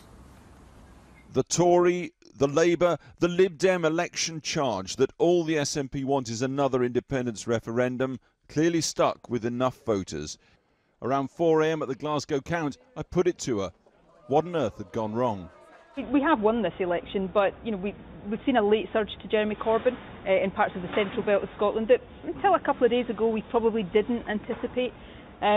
Yes, the whole Brexit independence issue has been a factor, there's no getting away from that. Alex Salmond, Scottish National Party, SNP, 19,000. SNP former party boss Alex Salmond overthrown by the Tories in the northeast in Gordon. Up the road during the campaign, we'd met Tory hopeful Douglas Ross, who said, yes, I've got a mountain to climb. Douglas Ross is elected to serve in the United Kingdom Parliament as the member of the Murray constituency. But he made the summit, unseating SNP Deputy Leader Angus Robertson, and underlining what we've been reporting from Scotland during this campaign, there is no such thing as a safe Scottish seat. Across the night, Nicola Sturgeon said the SNP had won the Scottish election with easily more MPs than all the other parties put together. During the day, she went for Theresa May. The Conservatives have lost their majority and the Prime Minister has lost all authority and credibility. So this election's created a new political superstar. Ruth Davidson centring the Tory strategy in the election on attacking the SNP over a possible second independence referendum. Today, she centred in again on how exactly Nicola Sturgeon, she said, blew it. Nicola Sturgeon's decision in March to demand a second referendum on independence. We led the opposition to that demand. The Scottish people spoke, the SNP's vote down 13%, nearly 500,000 votes gone between 2015 and today. SNP MPs who last night lost their seats have paid the price for what was a massive political miscalculation on Nicola Sturgeon's part. Then she hinted she'd now press for a softer Brexit than the sort Theresa May describes. We must, in my view, seek to deliver an open Brexit, not a closed one, which puts our country's economic growth first. Then a direct warning to the English Tories to, well, change their style. But just as the SNP must listen to the result on the independence referendum, we also have to listen to voters who did not give the UK Conservative Party the mandate we sought. It is incumbent on us to listen to other parties in Parliament and to people outside it about the best way forward. Shaken and shattered to their very foundations, or building with unexpected vigour, a new Scotland and a new political landscape is taking shape in a way nobody here could have expected 24 hours ago. The Lib Dems, for instance, 1 seat to 4, and the return of former Minister Joe Swinson as one of them. And yes, the Jezza effect is not simply an English phenomenon. The Scottish Labour leader today called their move from 1 to 7 seats stunning. The Tories now want the SNP to take independence right off the table at the Holyrood Parliament in Edinburgh and beyond in Westminster. But this afternoon, Ruth Davidson has also set out some pretty clear water between herself and the DUP, upon whom her party nationally is so dependent. She in fact tweeted a link to a speech she'd made saying all parties should recognise and celebrate same-sex marriage. Talk about a message to the DUP, talk about a message to Theresa May, talk about, dare I even say the word, independence of spirit. Back to you. Alex, thank you. Labour said they had a fantastic night in Wales, taking more seats and holding on to key battlegrounds with the Conservatives. So Labour ended up with 28 seats, comfortably ahead of the Conservatives with 8 and Plaid Cymru with 4. They took 3 new constituencies directly from the Tories, while the Nationalists captured the Lib Dems' only remaining constituency in Wales. And the leader of UKIP has stepped down after the party failed to gain a single seat in Parliament. Paul Nuttall, who came third in Boston and Skegness, said it was clear that UKIP needed a new focus, new ideas. Now, as we've heard, a higher than expected turnout amongst students and younger voters is believed to have played a very big part in Labour's success at the polls. Jackie Long is in Wolverhampton tonight. Jackie. Yes, well, we're in a seat that was predicted to go to the Conservatives, but not only did Labour retain it, it increased its majority, a trend seen across the country, especially in university towns like this one. Both main parties aimed policies at righting the disparity across the generations, from Labour's pledge to scrap university fees to the disastrous Conservative launch of the so-called dementia tax. We're in the former Chubb factory, where a few weeks ago we presented the programme with an audience of young and older voters and debated some of the issues facing them, and some of them are joining us again to speak about today's results. Alice Ramdahal, 18 years old, part of this huge surge of young voters for Corbyn, but he lost, and democracy has seen Theresa May standing outside number 10 today. Nothing to see here, nothing's changed effectively. I mean, how do you feel about that? Well, of course, I'm quite disappointed that he lost, as I was someone who voted. It's my first time voting in this election, and because so many people around me seem to be in favour of the Labour Party and the policies they stood for. People young and old, actually, while we're talking about an age divide. But of course, you know, we've had an election, that's the result that's came out, and you've just got to hope now that what happens is that Theresa May will work for the good of everybody, not just the people who voted for her party. Gillian Heath, you were a May supporter. She said, if I lose 6 seats, I've lost the election. She lost double that, and she's still standing outside Downing Street today. That's a harsh lesson for some of these young voters who hoped for change. It is a harsh lesson, yes, but Theresa May is still the Prime Minister.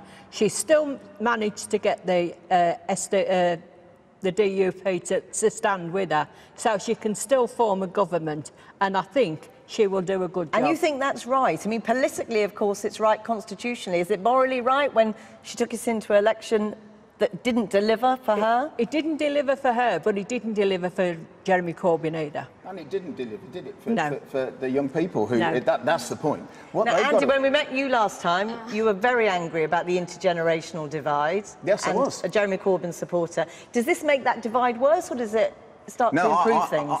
I'm really excited about what's happened with this, what I call a youth revolution, and I've really experienced it, and we've seen it happen in this election. It has turned this result into something much more significant than just this election.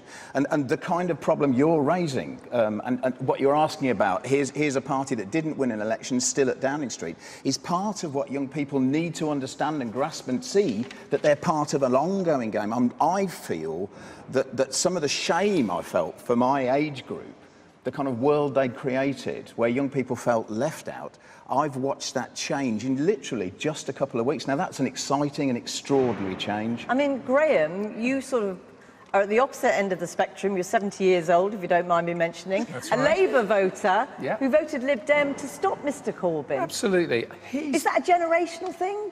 I don't think it's a generational thing. At the end of the day, I look at Jeremy Corbyn and I see a man who cannot really lead. Even after last night, he didn't win. And I don't believe he'll ever be a Prime Minister as it happens. Theresa May didn't win either. You know, he got so few seats. I mean, the got amount 3 of more seats seats than Gordon Brown got. that Labour And got that's- this time is actually pitiful, considering how badly the Tories ran their election. I mean, it was a terrible campaign. Twisting and turning. Well, I think we have a situation... And he still didn't manage to win. You know, it's just not good enough. He's got a good way towards it, yes, but it's just not enough. And I don't think he's ever going to Ellie, you're a young woman who voted for Theresa May. Yes, and I think we've got a situation where we've got Corbyn, who's a very good leader and delivered on the campaign, and I was quite impressed with the Labour campaign. And then we've got someone like Theresa May, who's not a very good leader and didn't kind of bring that forward, but she's a very good in office, and Jeremy Corbyn would be disastrous in office. Do you think it's right that she should be doing what she's doing today? I think what she said on Downing Street, she should stay, she should go through with it. I don't think she's going to last particularly long. She's definitely not going to last till the next election. 6 months, yeah. Zoma, now you started as a Tory, Yes. but voted for Jeremy Corbyn. Was Theresa May right to stand there today and say nothing's changed, I'm here for the duration? No, absolutely not. The Conservatives may have won the battle. Theresa May has lost the war. Her manifesto, her campaign, her personality has lost the issue. And you speak as a Conservative? Yes. Who voted for Jeremy Corbyn? Jeremy Corbyn spoke to me, spoke to my issues.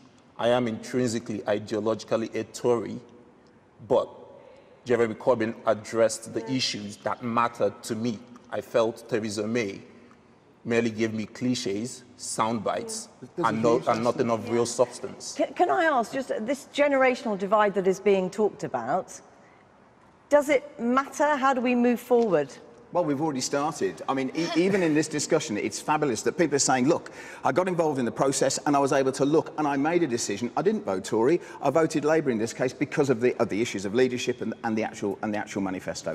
I did it because I was accessing it, and I've watched thousands of young people join that, and that has made us have to sit up and start saying, how do I defend our positions and our privileges and all the imbalances? And I think that is next on this agenda. That's what's going to happen next. Gillian, what do you feel? Do you feel the same sort of fervour for a youth revolution?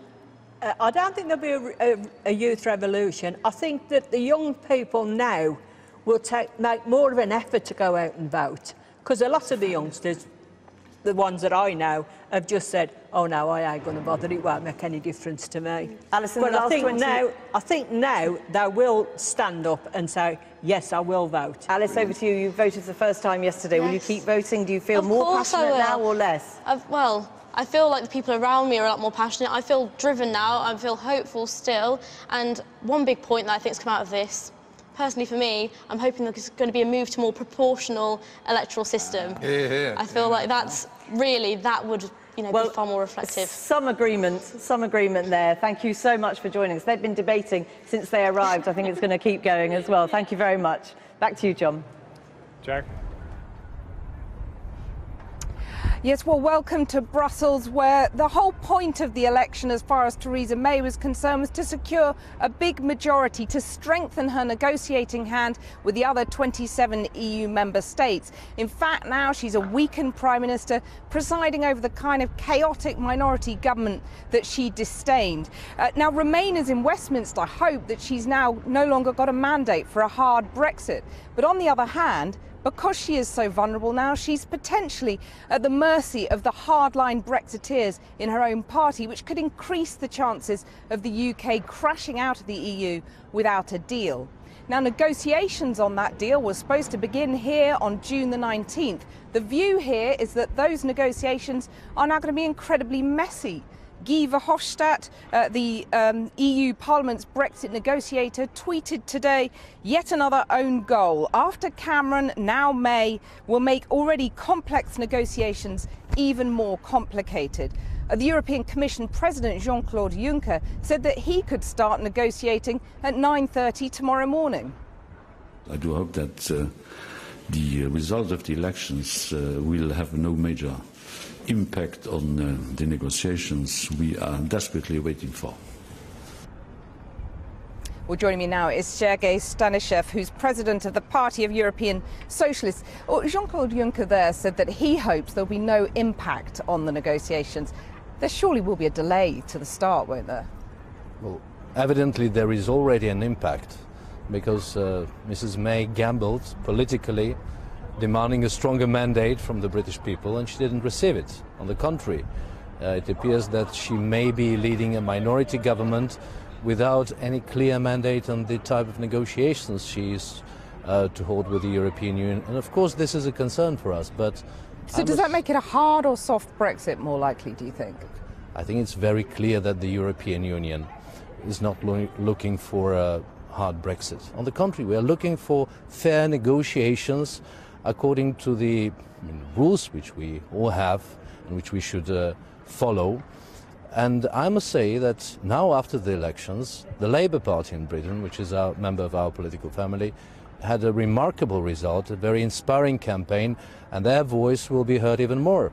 Also with our prime ministers, because Mr. Corbyn has a very regular dialogue with the heads of state and government from our political family, and they're a very substantial part of the council. So might the EU then, if there's some kind of compromise Brexit deal that you hope is in the office, might the EU move some way, for example, on the issue of access to the single market? Look, Mrs. May's government, if she will have one, will face a united position and clear mandate from the European Union. There cannot be bilateral deals which would weaken our common position. That should be clear to her, I believe. And again, our first priority is to have a very clear and fair decision for the British citizens who live in the EU and Europeans who live in the UK. This is the #1 priority, because this is their destiny, their lives, and we have to be responsible. And I must say that what we have seen, all this rhetoric about hard Brexit on behalf of the Conservatives, it's a shame. You have to be responsible to your own citizens, to your country. And what we saw in the last months is another political gamble, as it was with the referendum itself, because it started for political reasons which were domestic, and this is the way how politics should not be done. Sergei Stanishev, thank you very much for joining us. Well, that's the view from Brussels. John, back to you in Westminster. Thank you, Kathy. The new Parliament will be the most diverse ever, with 51 MPs from black, Asian and minority ethnic backgrounds. It'll also have most women MPs ever, a total of 208. But for one woman, it hasn't been the best of campaigns. When Theresa May announced the election, she had a 20-point lead in the polls. By this morning, her hopes of a majority had vanished. Matt Fry spent last night in her constituency and looks back now at where it all went wrong for the Prime Minister. What's the naughtiest thing you ever did? Oh, goodness me. Gosh. I have to confess, when me and my friends sort of used to run through the fields of wheat, the farmers weren't too pleased about that. But there was something far more naughty, in fact reckless, that the vicar's daughter ended up doing, which upset more than just the farmers. And it was this. I have just chaired a meeting of the Cabinet where we agreed that the government should call a general election to be held on the 8th of June. The plan was to cement her power, swell her majority, make it all about the name on the bus, and garnish it with a few simple slogans on robo-repeat. Brexit means Brexit. Brexit means Brexit. Strong and stable leadership. Strong and stable leadership. Strong and stable leadership. That was the plan. But the reality was a masterclass in failure. Lesson 1. If you call a snap election, do show up to the debate. The Prime Minister is not here tonight. She can't be bothered. So why should you? Lesson 2. Manifestos matter. And when you get it wrong, admit it. Nothing has changed. Nothing has changed. But something had changed. Doesn't this show that you are really weak and wobbly, not strong and stable? Lesson 3. Get a bigger gang. 2 advisors, hugged close like a comfort blanket, just aren't enough. And so last night to the Magnet Leisure Centre in her Maidenhead constituency, where even Lord Buckethead was channeling the Grim Reaper. I've been waiting to meet you. And where the knives were very much out. How would you characterise what's happening tonight, as far as we know? I would say that it's the end of a sort of dictatorial elective dictatorship and the wishes of somebody who really wanted one. And I'm absolutely delighted because I want more people being involved in more decisions. So a little more control over their freedoms, yeah. You think she's shot herself in the foot? I wouldn't say shot herself in the foot because that would damage a good pair of shoes. The hour before dawn, she finally marched in for a victory that must have tasted like bitter lemons. This morning, the skies above genteel Maidenhead looked ominous, much like the mood of a country that's been hit by terror and uncertainty. Why on earth are we cutting police numbers? I mean, that doesn't make sense at all. You know, we've got an NHS that they're claiming has got more money than ever, but it's failing and it needs help. Theresa May was supposed to be the designated driver of Brexit Britain. Even her staunchest supporters at the Maidenhead Rowing Club think that this election has unmasked her as surprisingly reckless. She didn't portray herself very well. She was using kind of that one soundbite of strong and stable, and every interview, strong and stable, and it became overload. Calling the election, and when she didn't need to, you'd think that she actually had a pretty damn good idea of what she was going to do, and it didn't seem like that. It didn't seem like that at all. Did you vote for her? I did, yes. Were you disappointed by the campaign? Yes. So where did she go wrong? Don't know. I really don't know, but I wouldn't like her job, I know that. Giancarlo Caldesi has been cooking for her for years. Scallops is one of her staples. And although disappointed, he is that rarest of things these days, a cautious optimist. I think she's learned a lot. It's a terrible learning, but she's learned a lot. And this will, in a sense, I feel what has happened will bring the country back to a good level, to a very good level, because remember, defeat, or what is partial defeat, it could mean for us a brighter future, because we learn. She's a learner. She learns from what she's done. And what doesn't kill you makes you better. Totally, like in my restaurant. What doesn't kill you will make you fatter. Who knows where Theresa May's self-inflicted gamble will lead her, her party, and indeed the entire country. If only she had stuck to running in fields of wheat.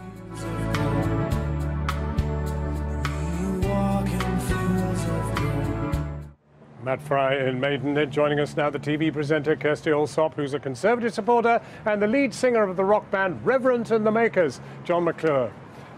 He was there on stage supporting Mr. Corbyn the other night and at many other gigs. I mean, you know, it was a party that was in division. There seemed to be people who didn't want him and people who did want him. Is this going to heal the deal? I think so, yeah. You mean you've seen several Labour MPs already sort of, you know, owning up and holding their hands up and admitting that they've got the whole sort of process wrong and misjudged Corbyn. I'm a massive fan. I think that he offers something that we've not seen in British politics in my lifetime, perhaps even. We've never had a left-wing government or a party that's pushed a progressive agenda like this, and I think he's a great fella. What do you make of him? I remember when he got first elected to the leadership and he pushed Laura Kuenssberg from the BBC aside, and that first moment I just thought, oh, no. And if you talk to loads of different people who have interviewed him and dealt with him, his policies, what he says, can be very intoxicating, but I don't know about what he actually deep down believes, particularly about women, and the anti-Semitic thing really worries me. As we speak, do you feel any more comfortable about Theresa May? Do you even know what she thinks? No, I never felt comfortable about Theresa May, I've got to be honest, John, and on the day she called that election, I said, this is a huge mistake. And my greatest regret today is I didn't put money on it, because I really believed. We've paid £130 million, John, that's what it cost to have an election, to give the SNP a bloody nose, which we didn't need to do, and to get into bed with the DUP. It's a really shameful day for the Tory party. But should she stay? Do we need more chaos? Do we need uncertainty? Yeah, I mean, my gut thinks she should go, but I think people are just so sick of this. We need to get on and do what we have to do. The problem about Brexit is we thought we were leaving, and in fact we were being expelled. John, do you think that Corbyn can seriously change the face of Britain? It looks as if new people have turned out to see him, and they're not just momentum. Absolutely, the times are changing, you know, for want of a better phrase. 72% youth turnout, overwhelmingly in favour of Labour. I travel all over this country playing me gigs and stuff. Kids love him, young people love him. Not one tweet, not one Facebook post on the Conservative Party encouraging the youth to vote, because they know that the overwhelming majority of young people are starting to listen to Corbyn. And when I had him on stage, there were 20,000 people singing his name. And that's not, you know, and I just think that now this election's over, we really need to give him his dues, because there's been an incredible smear campaign. His colleagues, John, that was the problem. The people out there, at the gigs, at the big rallies, they really love him. You really love him. Well, are they being conned, or do you think he really is for real? No, I don't think he's for real, because his colleagues you know this, John. He's not real. He's been saying the same things for 30, 40 years. He's a conviction politician. Theresa May, she just came out with an endless sort of tirade of sound bites, strong and stable, Brexit means Brexit. Jeremy Corbyn has nuanced arguments. He's been saying the same thing for 30 years. Two wrongs don't make a right, John. I don't believe in Theresa May anymore, particularly, but as far as the economics of it go, John McDonnell should not be our Chancellor. Do you think there'll be another election this year? Oh, do you know what? I hope so. You hope so? Yeah. You hope so? The momentum lies with Corbyn. Look at this place behind you. Centuries of history, and we're going to have the DUP there, who, you know, climate change deniers, you know, misogynistic, homophobic. Is that the sort of people you want in your government? Because it's not what I want. No, and she was wrong to call it. It was the wrong thing to do. It's not a terribly comfortable night, is it? No, it is not a comfortable night. And yet you won. Well, I don't feel that we... No, I don't feel we won. I mean, I voted for my local candidate. It looks like she didn't win, and it's the last one to be called. But it has to be said you must have won, because you got so many numbers. It's a massive victory, especially... And also, I'd like to just point out that the media landscape's changed. That's why he's won. Gone are the days when Murdoch and Dacre and these people who don't want to pay tax in this country, but they want to sort of lecture us. Sadly, we're going to have to leave it there. John McClure and Kirsty Allsop, thank you very much. We'll be back tomorrow at 6:30, but for now, well, I woke up today and I realised you know nothing, Jon Snow. I know a little bit more now, but there are, I suppose, known knowns and known unknowns. I just don't know. I've been getting away with it all.